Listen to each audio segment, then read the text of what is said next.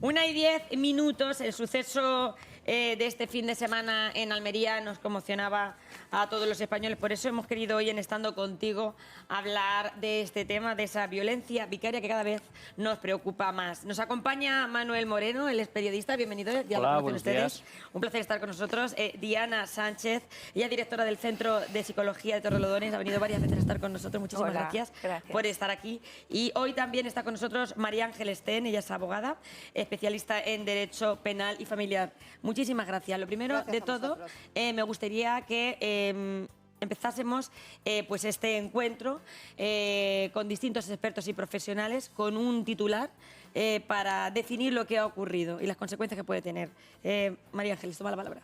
A ver, yo por la poca información que se tiene, que como habéis visto ha salido ahora al principio que estaban haciendo incluso la autopsia a las menores y por los antecedentes que se ha dicho en cuanto a la madre como víctima de violencia de género, yo creo que sí que nos encontraríamos ante un caso de violencia vicaria, sobre todo atendiendo a que él incluso, según la última noticia que habéis dicho, le estaba haciendo chantaje a ella para que saliera de la casa de acogida para poderse, que le diera, darle el permiso que sería necesario para trasladar a las menores de fuera de España. Por lo tanto, para ti claramente es violencia vicaria. Claramente hay indicios, claramente. De momento creo que hay bastantes indicios. ¿Y Diana?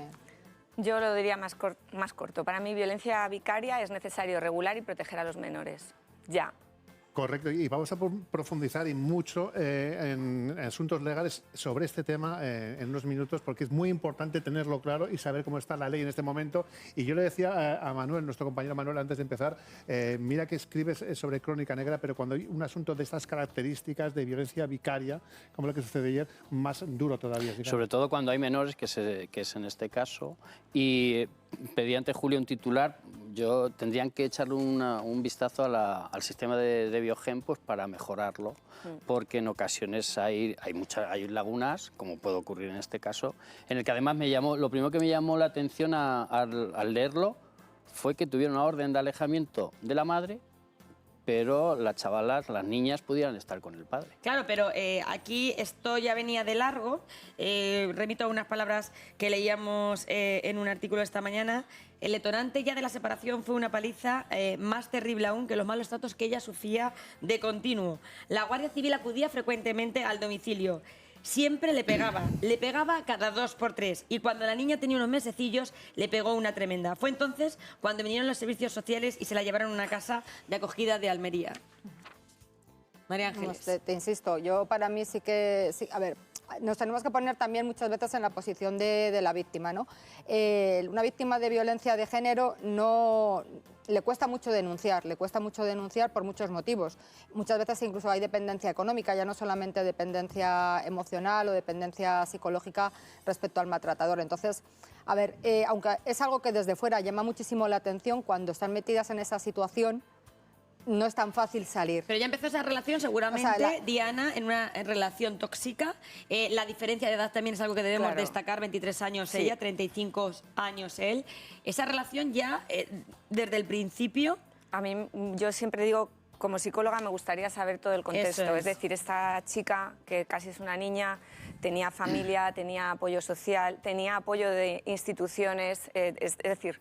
Ella sola quizá no podía salir, necesitaba no solo estar en una casa de acogida, sino una terapia larga, lo hemos hablado antes. A veces vemos en consulta, y yo lo veo, que tienes que estar muchos años con una mujer para que tome la decisión de separarse, ¿no?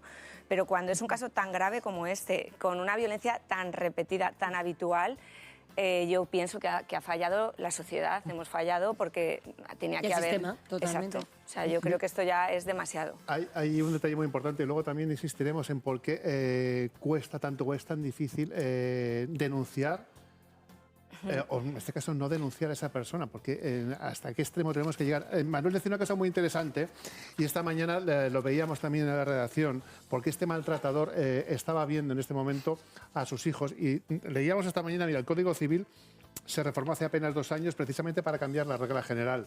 Ahora no se establece régimen de visitas si se abre un procedimiento penal contra el cónyuge o hay indicios fundados de violencia doméstica o de género. ¿Por qué este señor estaba con sus hijos? Porque eso no es tan taxativo como lo has leído.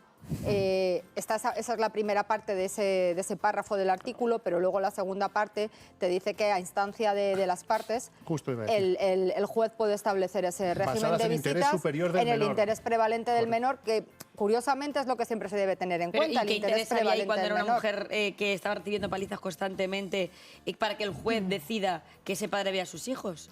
Pues yo no lo puedo entender. Realmente no se ve mucho interés prevalente del menor ahí. Lo que pasa que, claro, habría que ver también lo que ellos contaron al juez, porque eso no lo sabemos, lo que ellos contaron en la vista de la orden de protección al juez. No sabemos, a ver, las niñas en este caso eran muy pequeñas para manifestarse. Claro. No es lo mismo que estén unos niños pues que sean más mayorcitos, que puedan contar realmente.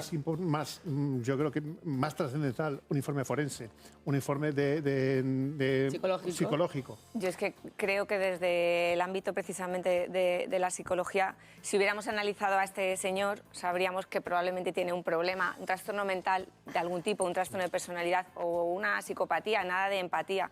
Alguien que pega una paliza a una mujer cuando tiene un bebé, creo que no puede ser un buen padre, o por lo menos tiene que pasar no puede estar con sus hijos. Claro, tiene que pasar por un filtro. Me gustaría también tocar el asunto de la pulsera de seguridad que este señor, recordar que llevaba. Por la experiencia que tú tienes, Ángeles, no sé si dan buen resultado o mal resultado. Las pulseras, yo la verdad te voy a contar el último caso de una chica que lo llevaba. Para ella le resultaba muy violento llevarla a ella, porque ella trabajaba y entonces, claro, en cuanto él se aproximaba, a ella le pitaba en el trabajo. Entonces, a ver, es una protección, pero también tiene sus inconvenientes, aparte que se las quitan y las utilizan también. O sea, aquí echa la ley, echa la trampa, no es una cosa que sea algo... Que no es milagroso, claro, la pulsera, que tienes la pulsera y ya te ha librado de que te pegue una paliza. Exacto. Mira, y en ese contexto, ayer nos preguntábamos en una tertulia que tuvimos por la tarde, al final, si esta persona, iba a decir hombre, animal, por decirlo de alguna forma, hubiese querido matar a sus hijos, lo hubiera hecho de cualquier forma. Pero el problema no es que quiera matar a sus hijos, lo que pasa es que quiere hacer daño a la madre, que es lo que creo que donde tenemos que insistir. ¿Lo hubiera hecho con protección o sin protección? Yo creo que hubiera encontrado el momento. Hay muchos casos, si pensamos, de que han encontrado el día que ha ido al médico, que la madre se ha quedado en un sitio. Es decir, claro que encuentra el hueco. Quien quiere hacer el mal, encuentra el momento para hacer el mal. ¿Qué perfil de hombre es ese que utiliza la violencia de esa forma? Ya no se puede ser más sangrienta, matando a sus hijos para hacer daño a su pareja. Tenemos todavía que investigar mucho este tipo de casos, porque lo que decimos, no hay estadísticas fiables, no tenemos un registro todavía para poder hacer una en nuestro país. En otros sí que en Estados Unidos se está investigando y aún así cuesta mucho creer a las víctimas. Hay que empezar a creer a las víctimas con los primeros pasos que dan estos señores, que es lo que hablamos, que sí que sabréis casos de esos padres que devuelven a los niños sucios, con la ropa con las uñas sin cortar, con las uñas sin cortar, que se caen y no les llevan al médico. Exacto. Ahí empezaríamos a tener que estudiar qué pasa a esos padres para poder hacer esto. Un dato totalmente objetivo, que comentábamos ayer también en nuestra mesa de actualidad, desde el año 2013 han muerto concretamente 52 niñas y niños en este país por violencia vicaria. Los casos más recientes que todos conocemos, al margen del de ayer, es el de José Bretón, que todos recordamos, que asesinó a sus hijos, Ruth de 6 años y José de tan solo 2 años. Y el más reciente, el caso de Tenerife, que también recordamos, triste caso, horrible caso, de las niñas Ana y Oliva asesinadas por su padre Tomás Jiménez en Tenerife el pasado 2021. No es el primer caso, son casos que esporádicamente van sucediendo de violencia vicaria y que siguen sucediendo. Y de perfiles distintos de padres, porque desde luego el caso de Tenerife nadie nos imaginamos que finalmente el asesino fuera el padre de esas criaturas. A mí me gustaría saber desde el punto de vista psicológico cómo se enfrenta una madre ante una situación así. ¿Ante un maltratador, quieres decir? Ha perdido a sus 2 hijas. ¿O cómo? Pues es desolador. Yo creo que esta mujer va a tener un estrés postraumático probablemente durante mucho tiempo, e incluso no por esto, sino por todo lo anterior. O sea, recordemos que esta mujer ya está traumatizada. Esta mujer, además, es muy joven y lo que digo, creo que habría que saber el entorno, no tiene apoyo. Pero Diana, otra cosa, al hilo de lo que está diciendo también Manuel, ellos tenían que haberse visto en un punto de encuentro con profesionales para poder realizar el intercambio de los niños. Y ella renunció a eso. Ahí yo creo que también la ley tendría que ser más taxativa, utilizamos otra vez la palabra, y decir no. se encuentra, o sea, tiene que ser así. A veces hay como las cosas se Pero es que dejan ahí un poco entra ya más la labor al de aire, los demasiado abogados al aire. también. Y el chantaje, ¿no?, que hizo él. Claro, es que ahí entran muchos factores, porque ya no solamente es el chantaje, sino que muchas veces la burocracia, entre comillas, ellos al punto de encuentro, tú tienes un horario, tienes que cumplir unas normas. En cambio, si tú coges en vez del punto de encuentro, pues normalmente cuando hay una orden de alejamiento se hace a través de un familiar, bien una abuela, una tía, alguien que haga de intermediario porque existe una orden de alejamiento, o incluso en el colegio. Pero no es tanto control. El punto de encuentro, tienes que estar a una hora, tienes que cumplirlo, se emiten unos informes en los cuales si tú llegas tarde tienes que decir por qué llegas tarde, justificar. Y luego el chantaje, que es lo que está comentando, que eso también influye, claro. Si le estaba chantajeando para que saliera de la casa de acogida para irse a Rumanía, pues imagínate el punto de encuentro. Y eso no lo percibió el juez cuando decidió que... Es que el juez no tiene una máquina de la verdad. No, pero al final, que hay que percibir para que nos encontremos con situaciones así. O sea, que es que yo creo que son perfiles muy claros. Es que ya recibió ya muchas palizas por parte de él. Un día sí y otro no estaba llamando a la Guardia Civil diciendo que estaban pegando a esa mujer. ¿Por qué le dejan a los hijos? Que yo no lo entiendo. No, sí. A ver, sí, en eso que estás diciendo tienes razón, pero tú ten en cuenta que el juez no tiene una máquina de la verdad y que lo sabemos desde fuera, porque muchas veces no es la propia víctima la que llama a la Guardia Civil o llama a la policía, porque se lo impide su miedo, la situación que está viviendo. Pero en el momento en que maltrata a una mujer no deberían de ver los padres a los hijos. Eso tendría que ser así. Una pregunta directa para la profesional de la psicología. ¿Por qué sigue existiendo ese miedo tan intenso en las víctimas de un maltrato que no denuncian o levantan las denuncias? Pues ahí lo que comento es una persona maltratada desde hace tiempo, es una persona que no tiene un cerebro funcionando como el nuestro ahora mismo. Es decir, es un cerebro que está, como os diría yo, como colapsado, que no tiene nada más que miedo, y cuando tú tienes miedo, tu mecanismo a veces es huir, pero otras veces no, te congelas, no puedes hacer nada, y además tienes tanto miedo a que si haces algo le haga más daño a tus hijos, que ese mismo miedo. A mí me han dicho muchas mujeres, tengo más miedo de que mi marido les vea fuera de casa a que vea a mis hijos en casa, porque en casa veo lo que ocurre. O sea, prefiero que me esté pegando una paliza y estemos todos en casa. Eso es muy duro, pero lo dicen. Total, qué fuerte. De todas formas, ahora sí que, perdona que te interrumpa, lo que le has preguntado de retirar las denuncias, eso sí que ahora ha cambiado, y una vez que ya la víctima se ha personado con abogado, ya no se puede acoger a la dispensa que había antes de no declarar contra el marido o contra la pareja, ¿no? Eso sí que se ha cambiado, que antes había más facilidad para que la víctima, por miedo o por lo que fuera, retirara la denuncia, que la hay ahora. Porque afortunadamente ocurre eso. Tenemos fiscales conocidos que, bueno, a mí me lo decían, que es que el problema era una vez que llegaban a juicio, retiraban la denuncia, claro, y es que ellos se veían, el Ministerio Fiscal se veía con las manos sujetas, cosas que en este caso ha sucedido también. Ella quería retirar la denuncia, pero afortunadamente el Ministerio Fiscal continuó adelante. Un segundo, ¿por qué el Ministerio Fiscal no entra de oficio en estos casos? A ver, el Ministerio Fiscal entra de oficio, pero la cuestión es que tú tienes las víctimas, tienen la dispensa, si no se han personado como acusación con su letrado, de acogerse al derecho a no declarar contra su marido. Entonces, aunque el Ministerio Fiscal ejerza su labor de acusación, no tiene base, porque si a ti te preguntan qué ocurrió y tú te estás acogiendo al derecho a no declarar y no hay ninguna prueba, porque normalmente son delitos, la psicóloga lo sabrá casi mejor que yo, que se cometen en la intimidad. Entonces, no hay ninguna prueba más que lo que ocurre entre la pareja. Con lo cual, si se acoge a la dispensa de no declarar, el investigado tampoco declara. El Ministerio Público, por mucha acusación que ejerza... En muchos casos hay informes médicos y hay testimonios y hay testigos.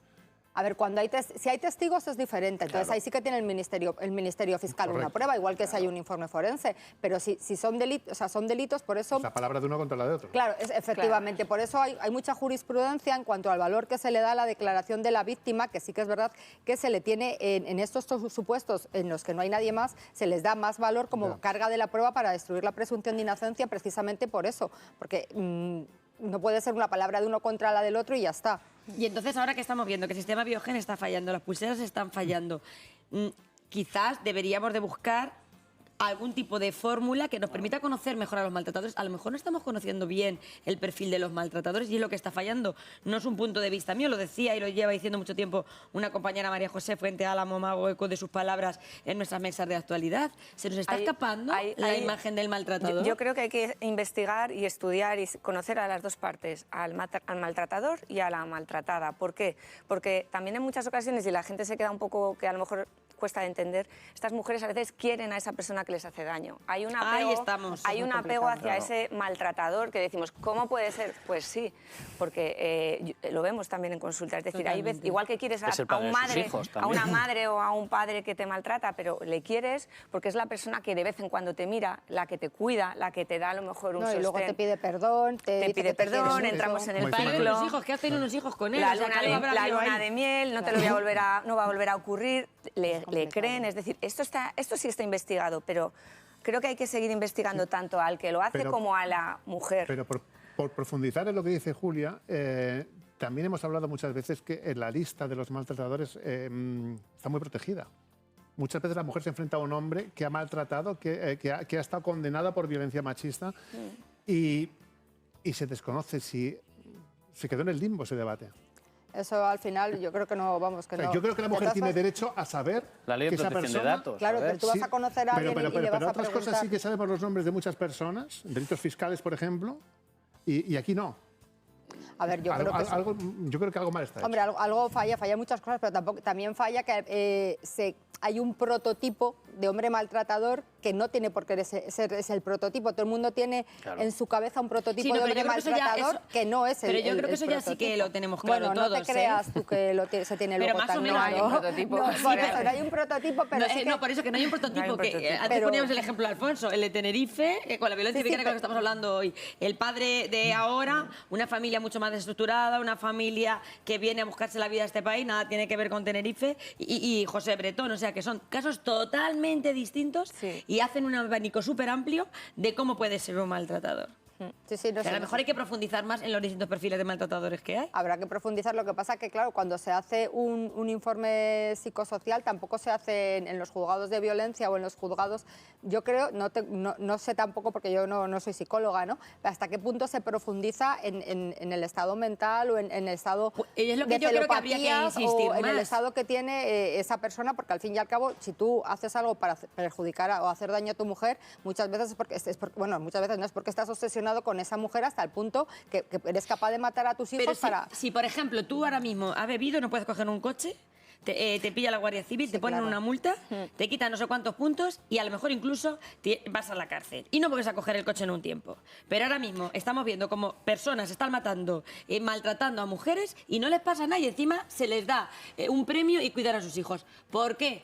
No Hombre. la ley es más dura con este tipo de personas. A ver, Es lo que a mí- aquí, yo no aquí entiendo. todavía no había salido el juicio. Ten en Claro. cuenta Ya, pero que la estamos... estaba pegando palizas todos los días. Ya, pero todavía no hay un... Vamos a ver, todavía no hay un juicio. Para eso están los juicios, porque si no... Pero hay que esperar a que mate. A ver, hay que esperar a que haya una sentencia Es que estamos en un país condenatoria, garantista, como claro. en cualquier delito. O sea, para eso existen las órdenes de protección, que ahí sí que se debería profundizar más. Ya Eso no, ya sí. no Sí, eso. en la sentencia, sino en la orden de protección, que ahí se pueden establecer esas medidas civiles de suspensión del régimen Oye, en de esos perfiles, visitas. pues no te digo que si estás Claro. bebido y estás drogado no puedes Claro. conducir, si tú tienes un perfil psicológico con unas Claro. características determinadas, pues no puedes cuidar a tus ¿Qué hijos. quieres decir cuando comentas que es un país garantista?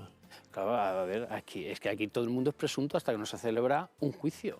Sí, eso A también. ver, ahí están las medidas cautelares, Sí, están claro, las para órdenes eso de están las medidas protección, que es cautelares. donde se pueden establecer, que es lo que estábamos comentando al principio, que si hay indicios se suspende el régimen Sí. de visitas, pero si se pide y el juez lo considera en el interés prevalente del menor, lo que tú has leído, pues se establece el régimen de visitas. quizá- Entonces es que, claro, las víctimas a lo mejor...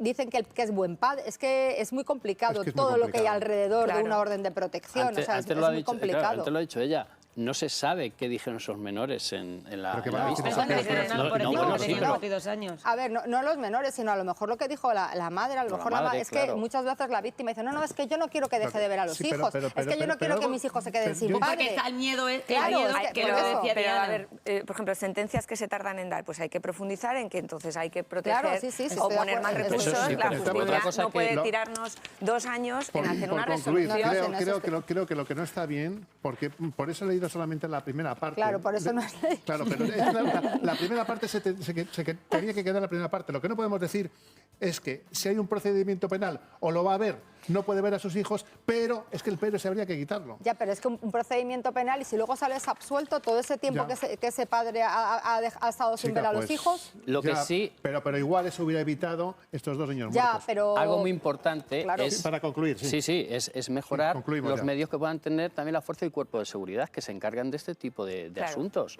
Darles medios, darles gente, porque... Es que lo que está claro es que si un hombre maltrata a su mujer, no puede ver a sus hijos. Si un hombre maltrata a su mujer, no puede ver a sus hijos, porque es una persona que está maltratando a su mujer, va a maltratar a sus hijos. Totalmente. Y yo creo que es que eso es lógica pura y dura. Y es lo que creo que debería de insistirse más en este país, y es lo que creo que estamos fallando. No estamos teniendo en cuenta los perfiles de maltratadores, se nos están escapando vivos. Bueno. Pues aquí lo vamos a dejar, podemos estar hablando muchísimo más tiempo. Manuel Moreno, periodista, compañero, gracias por estar aquí con nosotros. Diana Sánchez, directora del Centro de Psicología de Torrelodones, gracias por hacernos intentar entender un poco más este perfil muy complicado, desde luego. Sí. Es muy difícil vuestro trabajo. Muy difícil. Muy difícil. Sí, y María Ángeles Sten, abogada de Derecho Penal y Familiar. Muchas gracias. Más herramientas. Muchas gracias. Más herramientas. Yo no soy la legisladora, ni dirijo los cuerpos de seguridad, ojalá. Pero bueno, que esto sirva también para que meditemos todos y que cuando tengamos... estemos en nuestra casa y escuchemos a la vecina llorar, que vayamos y denunciemos, que llamemos al 016, y aquí está mi cámara, por favor, que lo hagamos, que no tengamos miedo a que el vecino venga a decirnos a nosotros nada, como hizo el otro día esa carta, que yo creo que es un ejemplo, en el ascensor un vecino que puso, aquí vivo yo, y si esa persona está llorando, que venga el que le está pegando y me pegue a mí, o sea, que seamos valientes. Y escuchar a los niños. Por favor. Y lo que no puede ser es que un guardia civil, un policía, tenga a 50 mujeres a su cargo. Esa es otra. Aquí lo vamos a dejar. Muchísimas gracias a los tres. Tenemos que seguir.